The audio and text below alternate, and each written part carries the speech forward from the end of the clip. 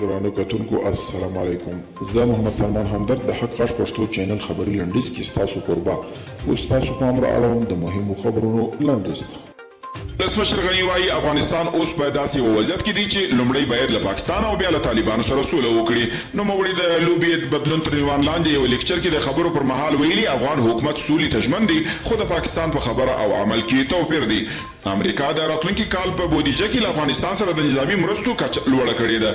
د امریکایي رسنیو د راپورونو له مخې د بایدن ادارې ټول ټال 915 میلیارډ ډالر دفاعي بودیجه وړاندیز کړې ده چې په دې کې د افغانستان لپاره 3.3 میلیارډ ډالر ځانګړي شوي دي. افغان حکومت ویلي دی له روسیې د وسلو پیرلو ته تیار دي.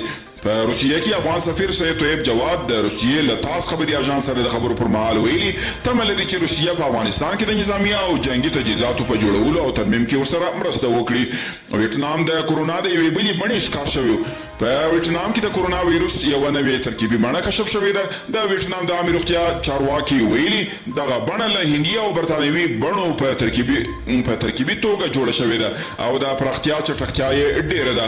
د سرچینې په خبره دغه وایروس په چټکۍ د هوا له لارې خپرېدلی شي او UNHCR له افغانستان سره د نړیوالو مرستو غوښتنه کوي.